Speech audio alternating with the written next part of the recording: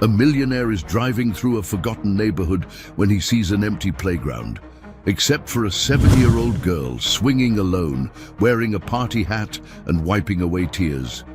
Moved, he asks why she's sad. Her answer shatters his heart. "No one came to my birthday."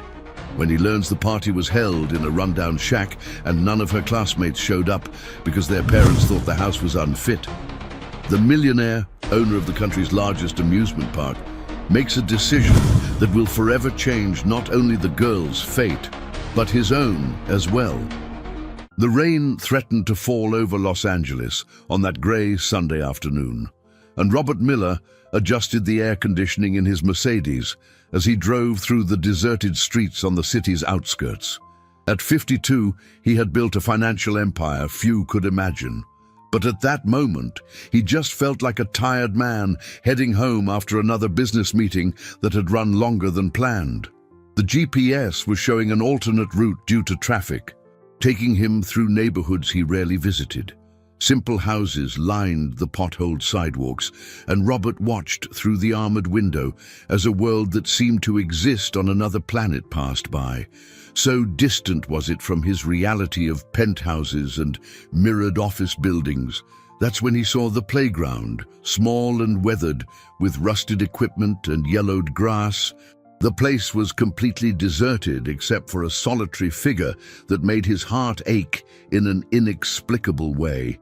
A girl of about 7 was on the swing set, all alone, her small feet barely grazing the ground. What caught his attention most was the faded pink party hat on her head and the simple dress she wore, a stark contrast to her eyes, red and swollen from crying. Robert slowed the car, something stirring inside him that he didn't understand.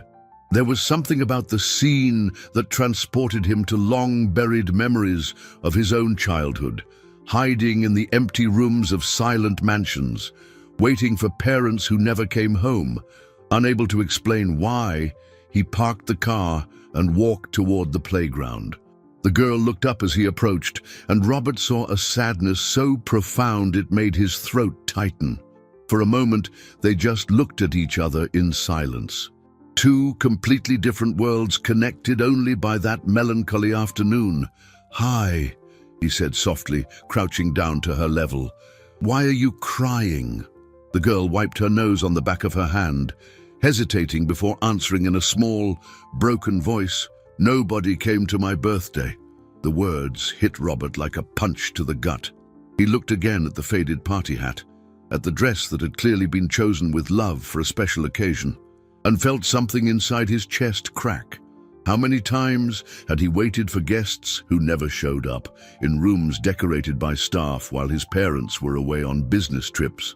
"When was your birthday?" he asked, his voice coming out hoarser than he intended. "Today," she replied, and a fresh tear rolled down her rosy cheek. "My mom made a cake and everything, but nobody wanted to come." Robert felt a fury build inside him, not at the girl, but at a world that allowed a child to spend her birthday alone and crying in a neglected park. At the same time, a compassion he thought he had lost decades ago began to awaken, like a plant re-emerging after a long winter. "What's your name?" he asked. "Anna," she answered, wiping her face again. "What's yours?" "Robert," he said, formally extending his hand before realizing how ridiculous that was. The girl shook it with her small, cold fingers, and Robert felt a connection he hadn't experienced in years. A cold wind blew between them, carrying the smell of imminent rain. Robert looked at the dark sky and then back at the girl, who had started swinging slowly again, as if she had given up all hope that the day could get any better. A decision began to form in his mind, something completely impulsive and out of character for his usually controlled self. For the first time in decades, Robert Miller was about to act with his heart instead of his head, without calculating risks or consequences. "Anna," he said, surprising himself with his own courage, Do you think I could come to your birthday party?" Anna's eyes filled with tears again, but this time there was something different in them, a timid glimmer of hope that made Robert's heart race. She stopped swinging and looked at him with an intensity that unnerved him. "You can," she whispered, so quietly he almost didn't hear. Then, as if afraid he'd change his mind, she added quickly, "Are you for real? You're not kidding?" "I'm not kidding," Robert assured her, surprised by his own sincerity. "Where's the party?" Anna carefully slid off the swing and pointed toward one of the narrow streets leading away from the park. "It's close. My house is small. It's not pretty like the houses on TV, but my mom made chocolate cake." As they walked together, Robert noticed how the girl constantly adjusted her party hat, as if making sure she was still presentable. Her shoes were old but clean, and the dress, though simple, had clearly been ironed with care. There was a touching pride in how she had prepared for her own birthday. "How old are you today?" he asked, trying to keep the conversation light. "7, Anna replied, holding up all the fingers on her right hand and 2 on her left. "My mum says I'm a big girl now." Robert smiled involuntarily. It had been so long since he'd talked to a child that he'd almost forgotten how differently they saw the world, with a mixture of innocence and wisdom that adults lost along the way. They turned onto a narrow street where the houses were even simpler, some unfinished, others clearly cobbled together with whatever their owners could find over time. Robert started to wonder if his Mercedes would be safe parked by the playground, but he pushed the thought away. Right now, it didn't matter. "That's it," Anna said, pointing to a small, wooden structure painted a faded blue. The roof was patched, and there was a small porch out front where a few plants tried to grow in old paint cans repurposed as pots. As they got closer, Robert could hear soft music coming from inside. Someone had put on children's songs, probably from a phone, creating a festive atmosphere that contrasted with the simplicity of the place. "Mom!" Anna yelled as soon as they reached the door. "Mom, I brought a visitor!" A young woman appeared at the door, and Robert was surprised to realize she couldn't be more than 28. Her hair was pulled back in a simple ponytail. She wore a clean white t-shirt and a denim skirt, and there was something in her eyes that mixed exhaustion with a fierce determination. "Anna, you went out without telling me," she said, but her voice was more worried than angry. Then her eyes met Robert's, and he saw immediate confusion cloud her face. "Mom, this is Robert," Anna introduced, holding his hand with familiarity. "He wants to come to my party, can he?" The woman looked from Anna to Robert, clearly trying to process the situation. Robert realized how strange it must look. A man in an expensive suit, with a watch that cost more than the entire house, standing on the doorstep of a rundown bungalow, asking to join a stranger's birthday party. I'm Carla," she said finally, extending a hesitant hand. "Anna's mom." "Robert Miller," he replied, shaking her hand and noticing how rough and calloused it was, the hands of someone who worked hard. "I found Anna at the playground. She told me about her birthday and, well, I asked if I could join." Carla looked at her daughter again, who was staring up at her with pleading eyes. Robert could see the conflict on her face, the natural suspicion of a protective mother warring with the desire to make her daughter happy on her special day. "Please, Mom," Anna begged. No one else came, and it was that sentence that broke Carla's resistance. Her shoulders relaxed slightly, and she opened the door a little wider. "Come in," she said, "but I'm sorry about the house. We weren't expecting company." Stepping inside, Robert was hit by a wave of conflicting emotions. The space was even smaller than it looked from the outside, basically 2 small connected rooms with a tiny bathroom in the back. The floor was painted concrete. The wooden walls had a few cracks where the wind whistled through, and the ceiling dripped in one corner where a small bucket collected water from a leak. But what impressed him most wasn't the poverty of the construction, but the love that shone through in every detail. The walls were decorated with colorful handmade balloons. There was a poster painted with craft paint that read, "Happy Birthday, Anna," in charming letters. And the small table was set with colorful plastic plates, paper napkins, and disposable cups adorned with butterfly stickers. In the center of the table, a homemade chocolate cake waited, simple but perfectly decorated with white frosting and 7 colorful candles. Beside it was a plate of homemade cupcakes and a few other sweets that Carla had clearly prepared with all the love in the world. "What a beautiful party," Robert said. And he realized he wasn't just being polite. There was something genuinely touching about this celebration prepared with such care amidst such simplicity. Anna ran to the table and gently touched one of the candles. "My mom made everything herself. She worked late last night making the cupcakes." Robert looked at Carla, who had crossed her arms and was watching the scene with a mix of pride and embarrassment. He could imagine how hard it must have been for her to gather the resources for this party, likely working multiple jobs to support her daughter. "Should I light the candles?" Carla asked, trying to regain control of the situation. "It's time for happy birthday." "Yes!" Anna exclaimed, clapping her hands. "Robert, will you help me blow them out?" Robert felt a lump in his throat. How many years had it been since he'd taken part in a celebration so simple and genuine? In his world, parties were elaborate corporate events or formal dinners where every gesture was calculated. Here, there was just a happy child, a dedicated mother, and a homemade cake. Carla lit the candles with an old lighter, and the golden light danced on their 3 faces. Anna squeezed her eyes shut, made a silent wish, and blew out the candles with all the force of her small lungs. Robert found himself applauding spontaneously, and for the first time in years, his smile was completely natural.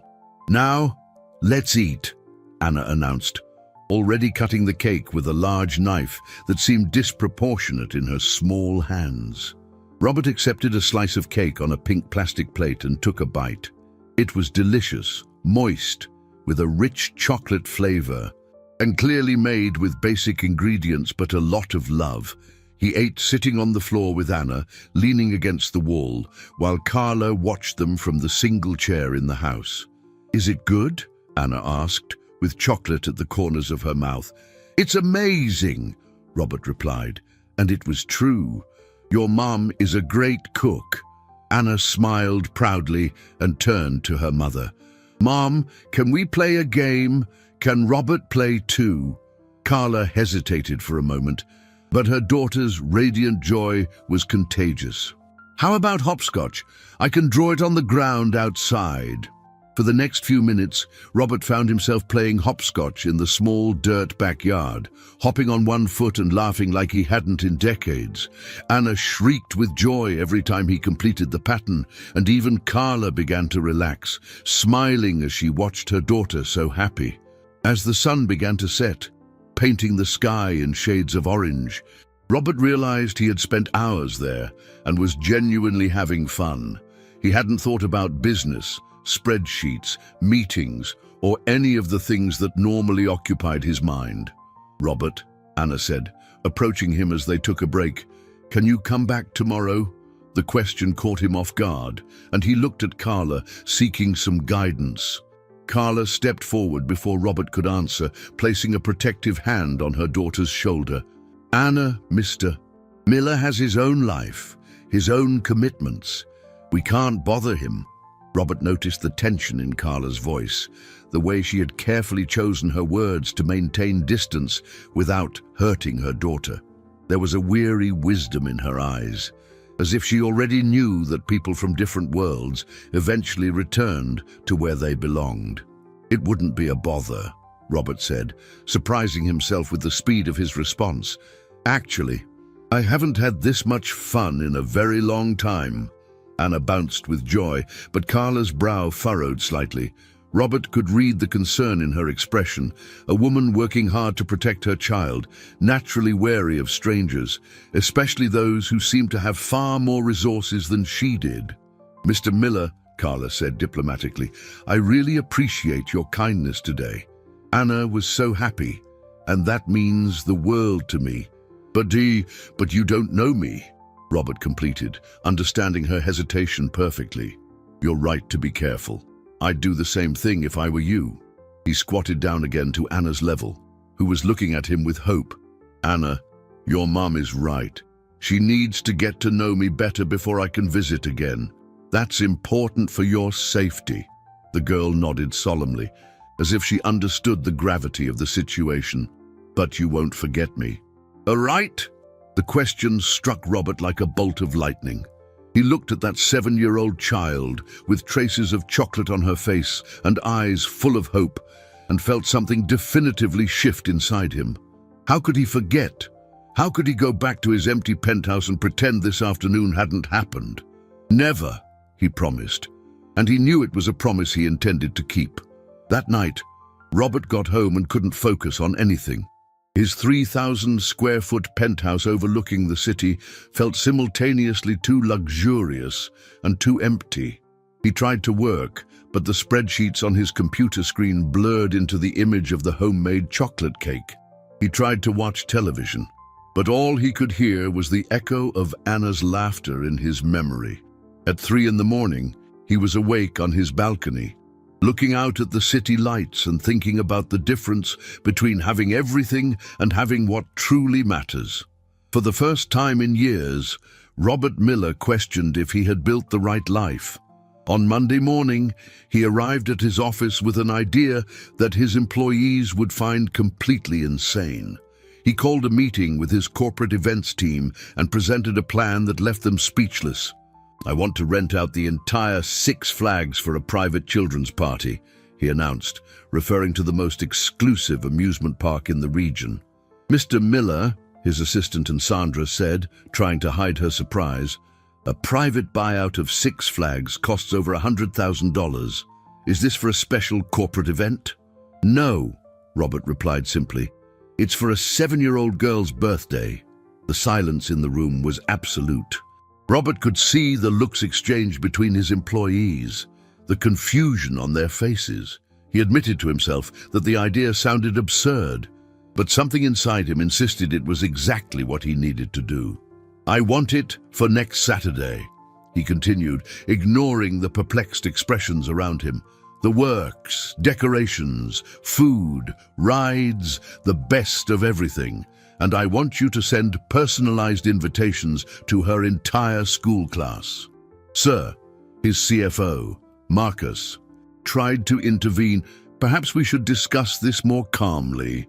"There's nothing to discuss," Robert cut him off firmly. "I want everything arranged by Thursday. The girl's name is Anna. She's 7, and she attends Northwood Elementary School. Find out who her classmates are and get those invitations sent out." After the meeting, Robert was alone in his office, looking out the window at the city below. He knew he was acting impulsively, in a way completely contrary to his calculating nature, but for the first time in decades, it didn't bother him. He was about to discover that not all battles could be won with money alone. On Tuesday, Sandra returned to Robert's office with a worried expression he knew well. It was the look she used when there were problems money couldn't easily solve. "Mr. Miller," she began, consulting her notes, "I was able to locate Northwood Elementary and spoke with the school office. There are some complications." Robert stopped reading his reports and gave his assistant his full attention. "What kind of complications?" The principal, Ms. Margaret Price, refused to provide the list of students in Anna's class. She said it's against school policy to share students' personal information with third parties, even for apparently benevolent purposes. Robert frowned. In his corporate world, bureaucratic hurdles were easily removed with the right connections or suitable compensation, but he was dealing with a different universe now, one with different rules. "Did you offer to set up a meeting with me?" he asked. Sandra hesitated. "Yes, but sir, I need to tell you the rest. When I mentioned your name and explained the party, her reaction was very strange. It seemed almost suspicious." "Suspicious how?" "She asked a lot of questions about your intentions, about how you met Anna, about why a businessman would be interested in throwing a party for a child from a low-income family. When I explained it was just a kind gesture, she said that gestures like that always have a price, and that she needed to protect her students. Robert felt a wave of indignation rise in his chest. How could anyone question a genuine act of generosity? But at the same time, a rational part of his mind understood the principal's position. In a world full of people with bad intentions, suspicion was a form of protection. "Set up the meeting," he said finally. "I want to speak with this principal personally." "I've already scheduled it for Thursday at 3 p.m., Sandra informed him. "But sir, there's one more thing. I managed to get some information from the secretary. Apparently, Anna doesn't have many friends at school. She's, how can I put this, an isolated child." Robert's heart ached. Isolated how? The staff member didn't want to go into detail, but she implied that Anna is bullied because of her family's financial situation. The other children avoid her, and some parents don't allow their kids to get close to her. That's why no one went to her birthday. The silence that followed was heavy. Robert propped his elbows on the desk and ran his hands over his face, processing the information. The image of Anna alone in the park took on an even more painful dimension. It wasn't just a party gone wrong. It was a reflection of daily isolation. "Is there anything else I should know?" he asked, bracing himself for more bad news. Sandra consulted her notes again. Six Flags is confirmed for Saturday, but they require a 70% deposit by tomorrow. And, sir, I took the liberty of doing a little research on Anna's family. Robert looked up, interested. Carla Evans works as a cleaner in 3 different places, an accounting firm in the morning, a vet clinic in the afternoon, and she cleans offices at night. She supports her daughter alone. Anna's father is not in the picture. They've been living in that wooden house for 2 years, ever since they were evicted from their last apartment for non-payment. The information hit Robert like a series of punches. He thought of Carla, so young and working so hard to provide her daughter with dignity, and felt a deep admiration for her strength. "Sandra," he said, a new determination shining in his eyes, "I want you to prepare a complete dossier on me to present to the principal. Personal references, background checks, company certificates, everything you can find to prove I'm a trustworthy person." "Yes, sir. Anything else?" Robert stood up and walked to the window, observing the bustling city below. "Yes. I want you to find out the names of every student in Anna's class. If the school won't cooperate, find another way." "Sir, that might be legal," Robert completed. "Find a legal way. There's always a way." When Sandra left, Robert remained at the window, but his thoughts were miles away, in a small house where a brave little girl faced the rejection of her peers every day. Northwood Elementary was an older but well-maintained building with pale yellow walls and a yard where children played during recess. Robert arrived 15 minutes early, driving his most discreet sedan and wearing a simple suit, trying not to draw unnecessary attention. The secretary, a grey-haired woman, received him with polite but cool formality. Principal Price will see you in a few minutes. Please have a seat." Robert sat on a plastic chair in the hallway and watched the school's activity. Teachers passed by carrying stacks of papers. Children ran down the halls despite pleas to walk, and there was a constant buzz of life and learning that made him smile involuntarily. That's when he saw her. Anna came down the stairs holding a young teacher's hand, carrying a backpack that seemed too big for her small frame. She walked with her head down, and Robert noticed that other students deliberately avoided her, some even making low comments that he couldn't hear, but that clearly hurt her. When Anna saw him, her face lit up completely. "Robert!" she shouted. Letting go of the teacher's hand and running toward him, Robert hugged her, feeling how she clung to him tightly, as if he were a safe harbor in a stormy sea. "Hi, Anna. How was school today?" "Better now that you're here," she replied, and the honesty of the answer broke his heart. The teacher approached, clearly confused by the scene. "Anna, do you know this gentleman?" Before Robert could answer, the principal's firm voice echoed down the hall. "Mr. Miller, I'm Margaret Price. Shall we talk?" Robert said goodbye to Anna with a promise to talk soon and followed the principal to her office. Margaret was a woman in her 50s, with short hair and an expression that mixed authority with exhaustion. Her office was small but organized, with diplomas on the wall and a class photo on her desk. "Mr. Miller," she began as soon as they sat down, "I need to be direct. In 15 years as an educator, I've learned to be cautious when strange adults show a special interest in our children, especially those in socially vulnerable situations." Robert had prepared for this conversation, but the principal's frankness still caught him by surprise. "I completely understand your concern, Miss Price. I brought some documents that might help clarify who I am." He opened his briefcase and placed a series of documents on the desk. Clean criminal background checks, references from charities he supported, letters of recommendation from business partners, and even a recent psychological evaluation he had requested specifically for this meeting. Margaret examined each document carefully, and Robert could see her expression gradually shifting from suspicion to curiosity. "Impressive," she admitted finally. "But it still doesn't explain why a successful businessman wants to throw an expensive party for a girl he barely knows."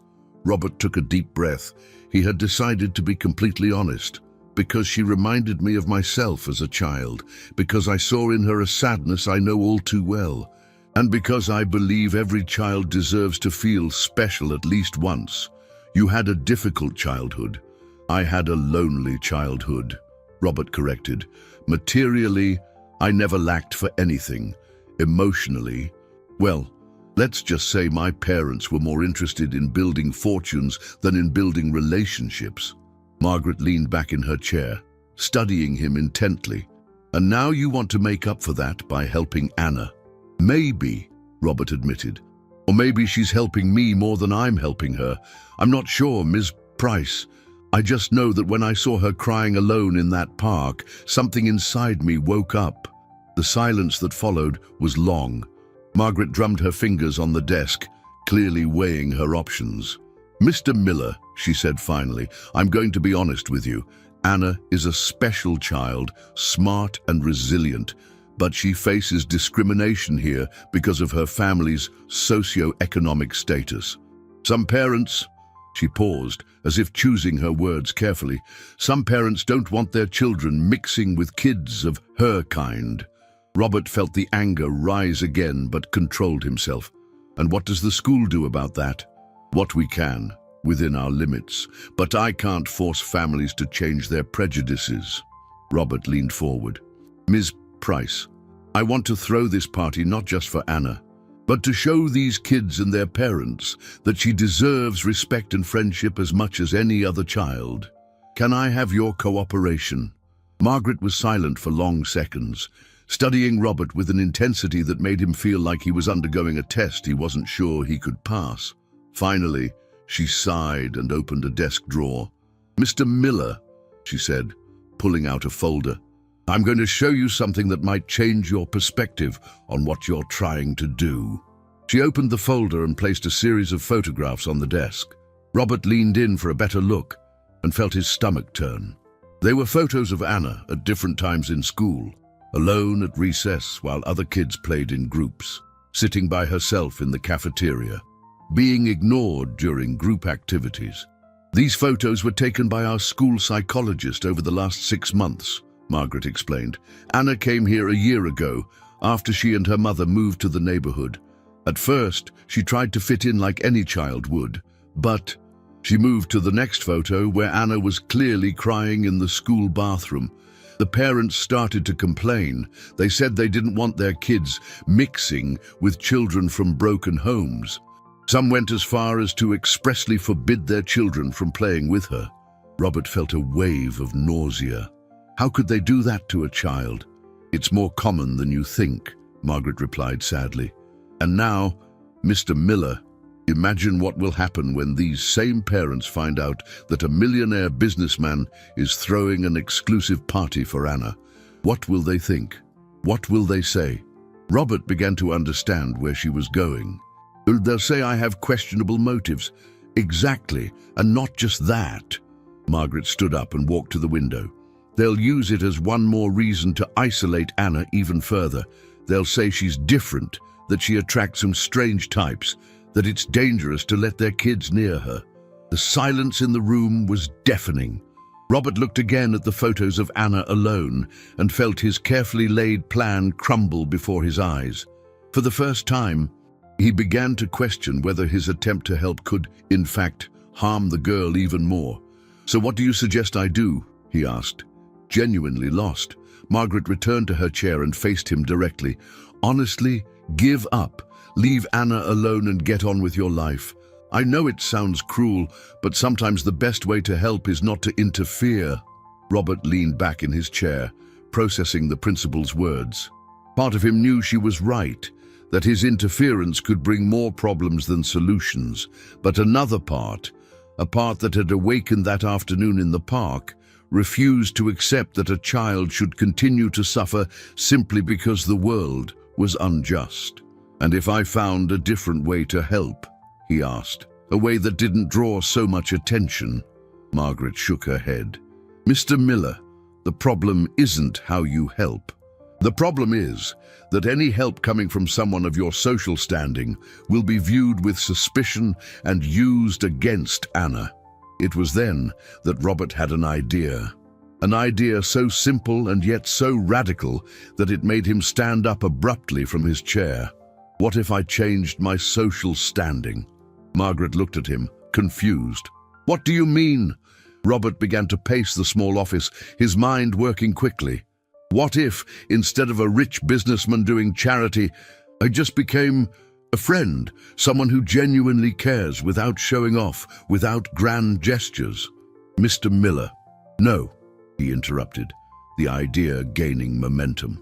"Listen, what if I cancelled the party at Six Flags and instead organized something simple, right here at the school, something that included all the children, not just Anna?" Margaret frowned. "Go on. A spring festival, maybe, or a holiday celebration. Something I could sponsor anonymously, with no apparent connection to me, and in the meantime I could just be present in her life in a more natural way." The principal studied him for a long moment. "You're talking about giving up your attempt to impress and just being present." "Exactly," Robert said, feeling for the first time that he was on the right path. "Maybe Anna doesn't need a huge party. Maybe she just needs someone who truly cares." Margaret leaned back in her chair, a small smile appearing on her face. "You know something, Mr. Miller. Maybe you understand more about children than I thought." In the days following his meeting with Margaret, Robert cancelled the Six Flags reservation and plunged into a deep reflection on how he could truly make a difference in Anna's life without causing more problems. For the first time in his business career, he was planning something where success wouldn't be measured in numbers or profits, but in genuine smiles and moments of happiness. On Friday, he showed up at the school at dismissal time, wearing jeans and a simple shirt. He had traded his Mercedes for a modest car borrowed from an employee and waited outside the gates like any parent or guardian would. When Anna saw him, she ran toward him with her characteristic joy. But Robert noticed that other children were watching the scene with curiosity. Some parents were looking too, and he could feel the weight of their silent judgments. "Robert, you came to get me?" Anna asked, grabbing his hand. "I came to see if you'd like to get some ice cream with me," he said. "But first, I need to talk to your mom." They walked together to the wooden house, and Robert noticed how Anna chattered excitedly about her day, telling him about her lessons and the drawings she had made. She didn't mention other classmates or games at recess, and Robert realized she had learned to find joy in the small things that didn't depend on the acceptance of others. Carla was sweeping the small yard when they arrived. She looked up and Robert saw the same mix of gratitude and concern he had noticed at their first meeting. "Good afternoon, Carla," he greeted her. "I'd like to talk with you. If you have a moment." She leaned the broom against the wall and invited him inside. Anna ran into the yard to play, leaving the two adults alone in the small living room. "Carla," Robert began, "I want you to know that my intentions with Anna are completely sincere. I understand it must be hard to trust someone who just appeared out of nowhere in your lives." Carla sat in the single chair and gestured for him to settle on the floor, as he had on his first visit. "Mr. Miller, I'm not going to lie. I'm worried. Anna has gotten very attached to you, and I don't know how I'll explain it to her if one day you decide you don't want to be part of our lives anymore." Carla's honesty hit him deeply. He could see the vulnerability in her eyes, the fear of a mother who had already seen her daughter suffer too many rejections. "Carla," he said with all the sincerity he could muster, "I'm not going to abandon Anna. I know it's hard to believe, but she's changed something in me. For the first time in years, I feel like I have a real purpose." Carla studied him for a long moment. "What do you want, exactly? I mean, long term?" Robert had thought about this question all week. "I want to be a positive presence in her life, not a savior, not someone who solves all her problems, but simply an adult friend she can trust. And in return," the question was direct. No beating around the bush. Robert smiled involuntarily. Carla was sharper than many executives he negotiated with. "In return for nothing," he replied. "Carla, I have more money than I could spend in 10 lifetimes. I have professional success, recognition, everything our society considers important. But until I met Anna, I had no genuine joy. She gave that back to me." Carla remained silent, processing his words. "I know it must sound strange," Robert continued, "but your daughter taught me that there are things more valuable than any amount of money. The way she smiles when she makes a drawing to show me, how she shares her snack with me without a second thought, how she finds magic in simple things. That's a gift she gives me, not the other way around." Carla discreetly wiped away a tear that had formed in the corner of her eye. "Do you really believe that?" "I do," Robert said without hesitation. And that's why I want to do things the right way, without drawing attention, without creating problems for you. I just want to be present, if you'll let me." At that moment, Anna appeared at the door with a drawing in her hand. "Look what I made. It's the 3 of us eating cake." Robert looked at the drawing, 3 smiling figures around a table, done in vibrant crayon colors, and felt his heart warm. "It's beautiful, Anna," Carla said, hugging her daughter. "How about we show Robert our garden out back?" As Anna pulled him by the hand to see the tomatoes she and her mother were growing in old cans, Robert realized he was participating in exactly the kind of moment he had missed in his own childhood, simple, genuine, and full of love. Over the next 2 weeks, Robert established a routine he never imagined he could enjoy. On Fridays, he would pick Anna up from school and they would get ice cream together. On Saturdays, he would visit the family for a simple lunch that Carla lovingly prepared. On Sundays, he would sometimes take Anna for a walk in the park where they had met, always returning before dusk. For Robert, these moments became the most precious of the week. Anna had developed a habit of preparing little gifts for him, colorful drawings, flowers picked from the yard, or made-up stories she would tell with adorable seriousness. In return, he taught her about the plants in their small garden, helped with her homework, and listened patiently to her imaginary adventures. Carla, initially cautious, began to relax in his presence. Robert discovered she was an intelligent and determined woman who dreamed of one day finishing her education and having a profession that would give her more stability. Their conversations became more natural, and he began to deeply admire her strength and dedication. But not everything was smooth sailing. On the 3rd Friday, when Robert arrived to pick up Anna, he noticed a group of mothers whispering near the school gate. When they saw him, the conversation stopped abruptly, but the suspicious glances were unmistakable. One of the women, elegantly dressed, made a point of pulling her son away as Anna approached. "Robert," Anna said, seemingly oblivious to the tension, "Ms. Mendes wants to talk to you." Paula Mendez was Anna's classroom teacher, a young educator Robert had met briefly the week before. She approached with a worried expression. "Mr. Miller," she said quietly, "I need to warn you about something. Some of the parents are asking questions about you." Robert felt a pit in his stomach. What kind of questions? They want to know who you are, why you're always here, what your relationship with Anna is. Felipe's mother even suggested the school should run a background check on you. Anna, who had been distracted by a butterfly, didn't hear the conversation, but Robert saw how other children avoided her, creating an invisible circle of isolation around her.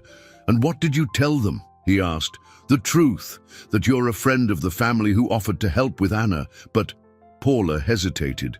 They're not satisfied with that answer. That night, Robert talked to Carla about the situation. She listened in silence, but he could see the worry growing in her eyes. "I knew this would happen," she said finally. "People like us don't usually have friends like you. To them, there must be some hidden motive." "And do you believe there is?" Robert asked. Carla looked him straight in the eye. "No, I've spent weeks watching you with Anna. I've seen how you react when she talks, how you worry about her feelings, how genuinely happy you are with the little things she shares. Nobody can fake that for this long." Robert felt a profound sense of relief, but the worry lingered. What if the situation gets worse? What if this ends up hurting Anna even more? "Then we'll face it together," Carla said, with a determination that surprised him. "Anna has never been happier than she has been these last few weeks. She talks about you all the time, shows your drawings to the neighbors, tells everyone she has a special friend. I'm not going to let them take that away from her." Robert was touched by Carla's loyalty, but also terrified by the responsibility. For the first time in his life, his actions affected not just himself, but people he had come to love. The following Monday, the situation escalated. Margaret called him into her office with an expression even more serious than the first time. "Robert," she said, using his first name for the first time, "we need to talk. I received a call from the district office. A few parents filed a formal complaint about your presence at the school." Robert sat down heavily in the chair. "What kind of complaint?" "They're alleging that you're disrupting the school environment and creating inappropriate situations. They're demanding an investigation into your intentions with Anna." The silence that followed was oppressive. Robert looked out the principal's window and saw children playing in the yard. Among them, Anna was alone again, sitting under a tree, drawing in a notebook. "What does this mean for Anna?" he asked.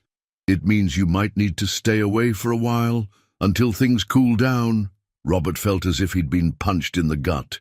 The thought of abandoning Anna just as she was starting to trust him was unbearable. Robert spent the weekend in an agony he hadn't known since childhood. The idea of disappearing from Anna's life without explanation tormented him, but the possibility of causing more trouble for her and Carla was equally unbearable. On Monday, he decided he needed to speak personally with the parents who were spreading the rumors. He arrived at the school early and waited in the parking lot. It didn't take long to identify the group, 3 elegantly dressed women chatting animatedly next to luxury cars. Robert took a deep breath and approached. "Excuse me," he said politely. "I'm Robert Miller. I believe you have some concerns about my friendship with Anna Evans." The 3 women turned, and Robert saw surprise and embarrassment on their faces. One of them, a blonde with short hair, recovered first. "Mr. Miller," she said with a forced smile. "I'm Trish Wallace, Felipe's mother. It's nice to meet you in person." "Likewise," Robert replied. "I'd like to clear up any misunderstanding about my intentions with Anna." Trish exchanged glances with the other women. "Mr. Miller, please understand our position. It's unusual to see a businessman take such an interest in a child from, well, a family in such a different situation from your own."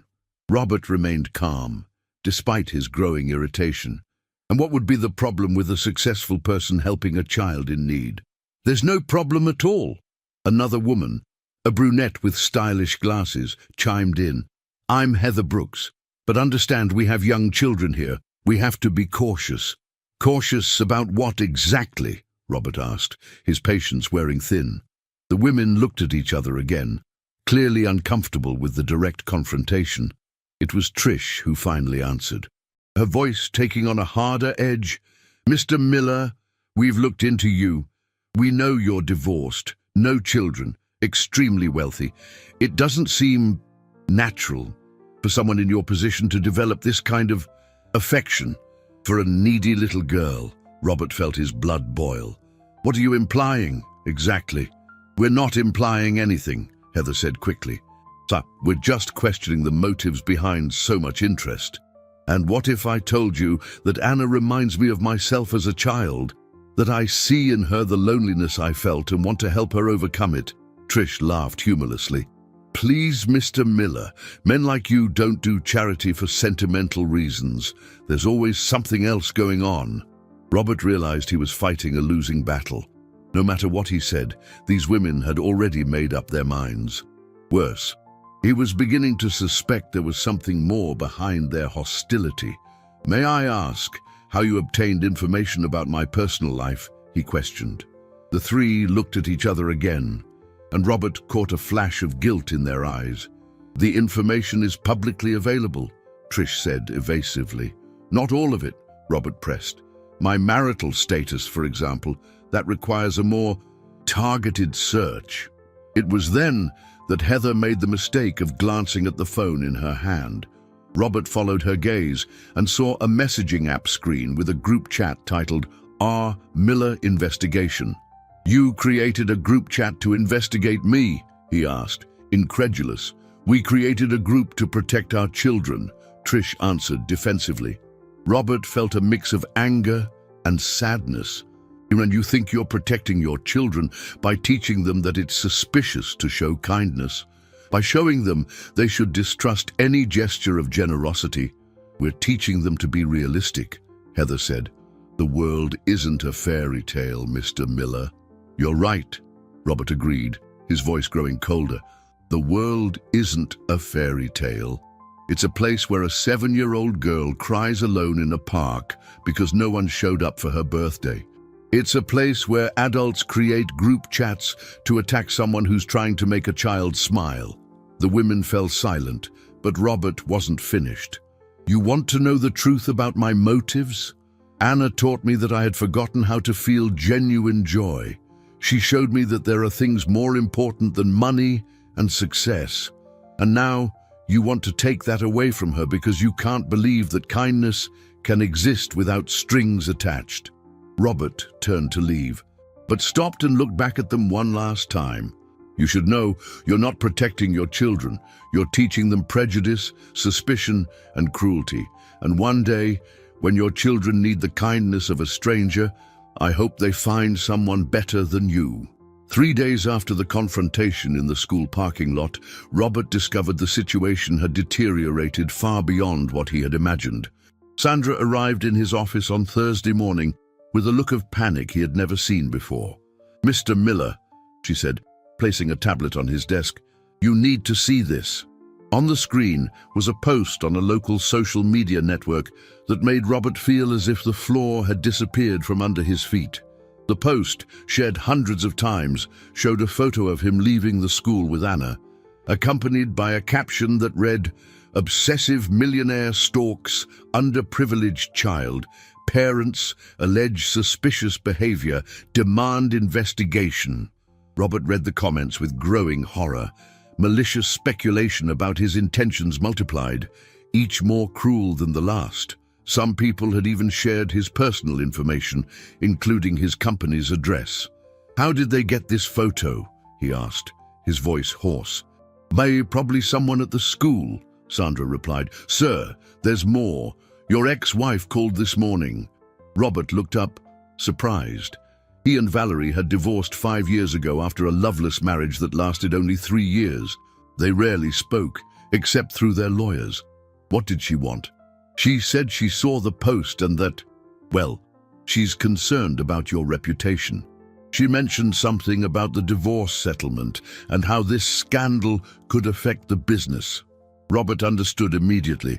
Valerie received a substantial alimony payment based on the success of his companies. If his reputation was ruined, it would directly affect the payments she received. At that moment, his phone rang. It was Carla, and there was panic in her voice. "Robert, you need to come here now," she said, crying. Something terrible happened. Robert dropped everything at the office and rushed to the wooden house. He found Carla in the yard, hugging Anna, who was sobbing convulsively. The girl's face was red, and tear tracks stained her cheeks. "What happened?" he asked, kneeling beside them. "At school," Anna managed to say between sobs.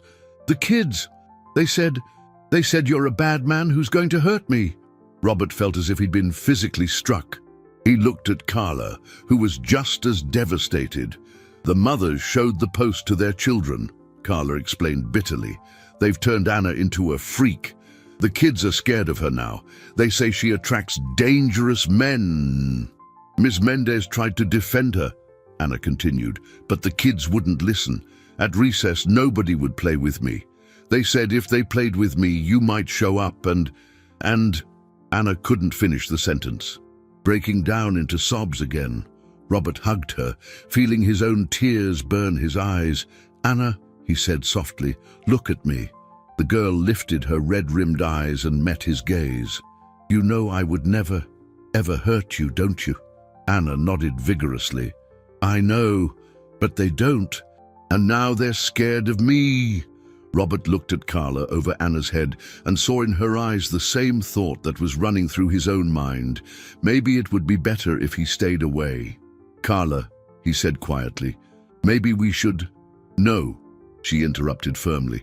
"We're not going to let them win. Anna, do you want Robert to go away?" Anna clung to Robert fiercely. "No, I don't."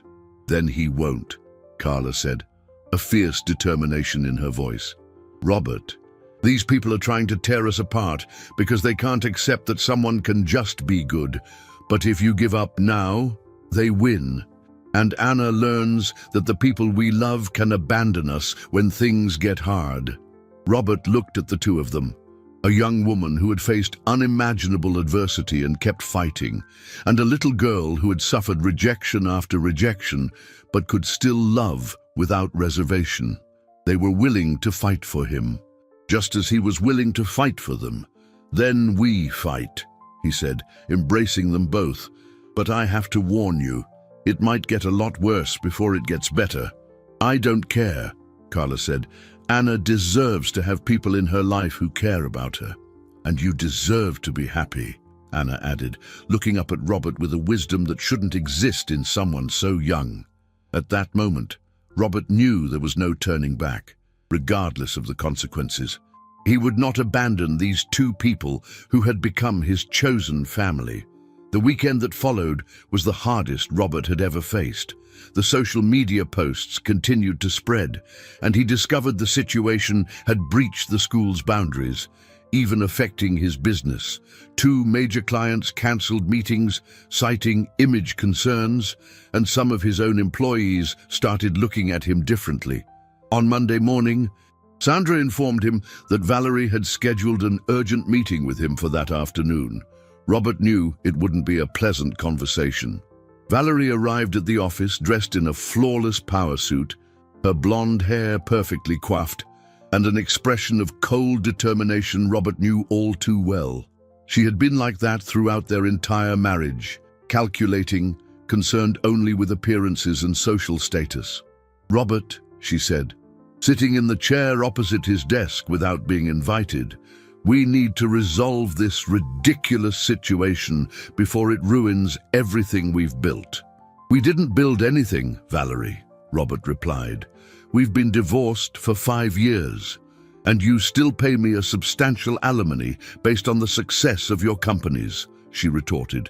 "If your reputation is destroyed because of this sick obsession with a child, my financial security will be affected too." Robert felt the anger rise. "Sick obsession? I'm helping a child who needs support." Valerie laughed humorlessly. "Robert, wake up and smell the coffee. You're a 52-year-old divorced childless man, spending all your free time with a 7-year-old girl from a dirt-poor family. How does that sound to you? It sounds like compassion, something you never understood. Compassion? Valerie leaned forward, her eyes glinting with malice. Or is it a pathetic attempt to fill the void you feel from never having had children of your own? The remark hit Robert like a slap in the face. It was true that he had always wanted children, but Valerie had always refused, claiming a pregnancy would derail her modeling career. "Leave Anna out of this," he said, his voice dangerously low. "Anna." Valerie repeated the name with disdain. "You call her by her first name, as if she were your daughter, Robert. Don't you see how sick that sounds?"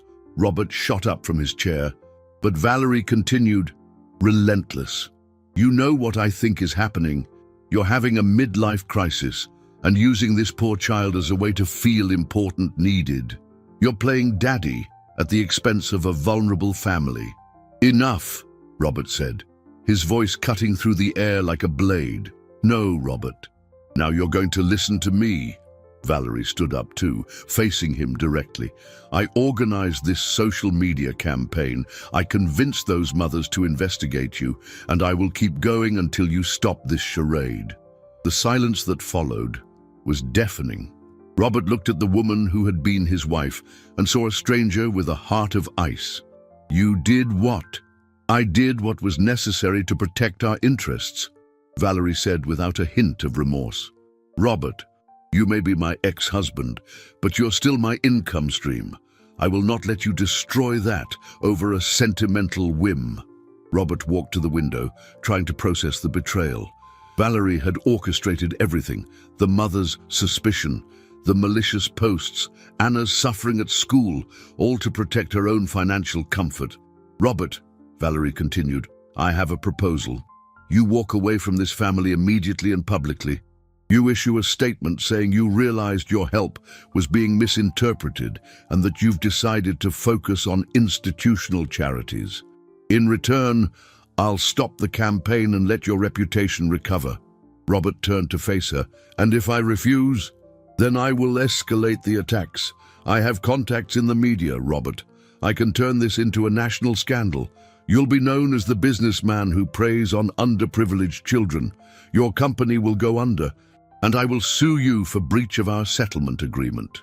Robert realized he was at a crossroads. He could give in to Valerie's threats and protect his career and reputation, but that would mean abandoning Anna and Carla just when they needed him most. Or he could fight, knowing the price would likely be losing everything he had built professionally. He thought of Anna crying in the yard, of Carla's words about not letting them win, of the promise he had made to never abandon that special little girl. "Valerie," he said finally, his voice calm but resolute, "my answer is no." Robert's refusal left Valerie visibly furious. She stormed out of his office, promising he would regret it, but Robert had already made a decision that would change everything. If Valerie wanted to use the media as a weapon, he could play that game too. The following afternoon, Robert did something he had never done in his entire career.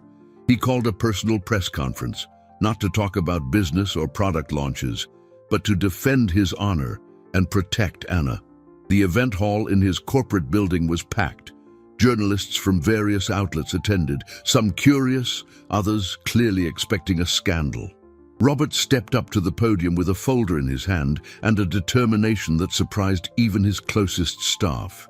"Ladies and gentlemen of the press," he began, his voice firm and clear, "I have called this conference to address the malicious accusations that have been circulating about my relationship with a 7-year-old child named Anna Evans."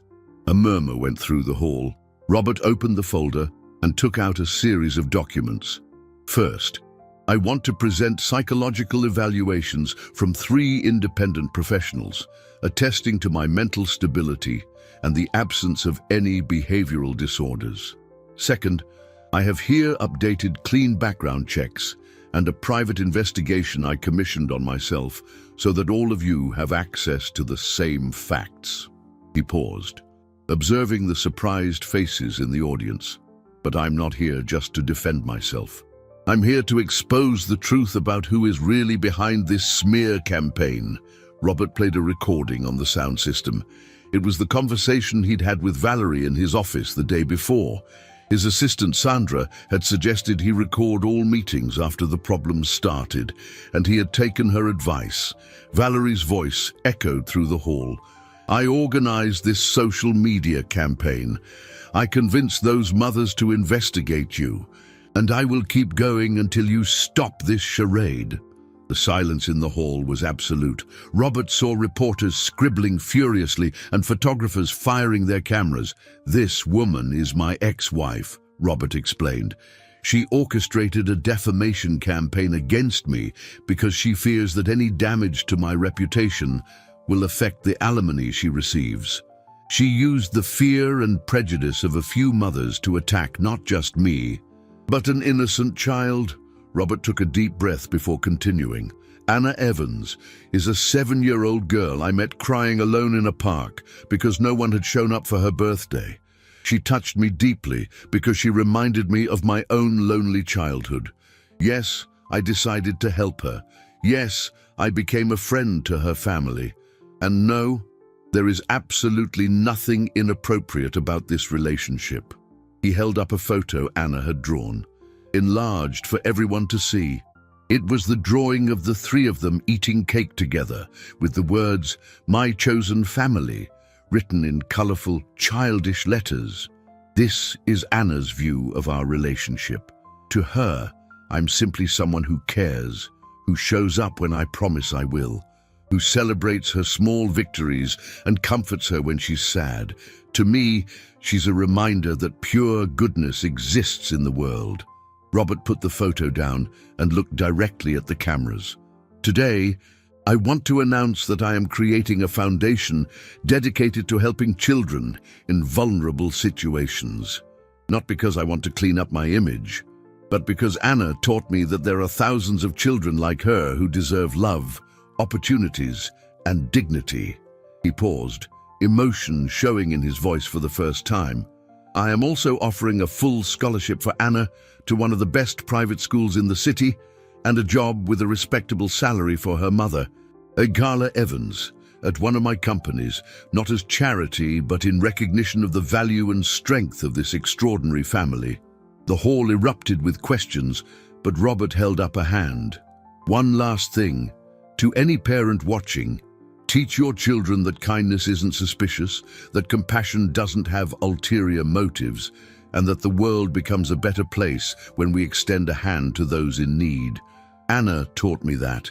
And now I'm passing the lesson on.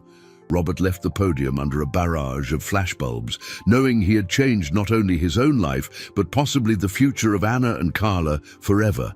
3 months after the press conference, Robert was in the backyard of a new house, simple, but comfortable and safe, watching Anna play with 2 friends from her new school. The 2-bedroom apartment was in a middle-class neighborhood, with a small green space where Anna had planted sunflowers that were already beginning to grow. Carla appeared at the kitchen door, wearing an impeccable business-casual outfit. She had adapted surprisingly well to her new job as an HR coordinator in the social impact division of Robert's company. Her natural leadership and empathy, honed by years of hard work, proved to be exactly what the foundation needed. Odi, the girls want you to tell the story of the dragon who became a gardener, Carla said, smiling. It was one of the favorite stories Robert had invented for Anna, about a scary dragon who discovered he preferred planting flowers to scaring people. Robert joined the children on the grass, and for the first time in months, there was no tension in the air. The press conference had completely changed the narrative. The exposure of Valerie's manipulations had generated a wave of public support for Robert and Anna. Several families from Anna's new school had reached out, offering genuine friendship. "Robert," Anna said, interrupting the story mid-sentence, "you're going to be at my 8th birthday party, right?" "I wouldn't miss it for the world," he promised, and Anna beamed. Anna's 2 friends, Beatrice and Sophia, looked at Robert with respectful curiosity. Their families had been among the first to reach out after understanding the true story, and Robert was touched to see how these children accepted Anna without any prejudice. "Uncle Robert," said Beatrice. Anna had taught her friends to call him that. "Is it true you're going to open a school for poor kids?" "Not a school," Robert corrected patiently, "but a foundation that will help kids like Anna get better opportunities. Education, counseling, sports and arts programs." "And can all kids join?" asked Sophia. "All who need it," Robert confirmed, "because every child deserves to have their dreams supported." Anna stood up and hugged Robert tightly. "Thank you," she whispered in his ear, "for not giving up on me." Robert felt tears prick his eyes. In the past few months, he had lost a few prejudiced clients, but gained the respect of partners who admired his courage. Valerie had lost the lawsuit she filed against him, and her alimony had been revised after the exposure of her manipulations. More importantly than all of that, Robert had found something money could never buy: a real family and a true purpose. Carla came over and sat beside them on the grass. "Robert," she said, "I want you to know, you didn't just save Anna, you saved me too. For the first time in years, I feel like we have a stable future." "You two saved me first," Robert replied. "Anna taught me that love isn't about blood or legal papers. It's about choosing to be present, especially when it gets hard." At that moment, the sun began to set, painting the sky in golden hues. Anna had gone back to playing with her friends, her laughter echoing through the yard. Robert watched the scene and realized this was the happiness he had been searching for his whole life without knowing it. His company was stronger than ever, now focused on projects with social impact. The Anna Evans Foundation, a name the girl herself had chosen, was already helping 50 families. And every Sunday, Robert, Carla, and Anna gathered for lunch, a tradition they planned to keep forever. As the stars began to appear in the sky, Robert helped put away the toys and got ready to leave. Anna ran up to him with a gift wrapped in colorful paper. "This is just because," she said, handing him the package. Inside was a handmade picture frame with the photo of the three of them at the first birthday they had celebrated together in the small wooden house. On the frame, Anna had written in her careful handwriting, "The best family in the world." Robert hugged Anna one more time, knowing he had learned the most important lesson of his life, that true wealth isn't measured in bank balances, but in sincere smiles, warm hugs, and the certainty that there's someone in the world who is happy just because you exist. As he drove home that night, Robert smiled, remembering the little girl crying alone in the park. That grey Sunday afternoon had changed 3 lives forever, proving that sometimes the most casual encounters can be the most transformative. And at the playground where it all began, now renovated by the foundation, children from all walks of life played together, learning from a young age that kindness knows no borders and that every child deserves love and opportunity.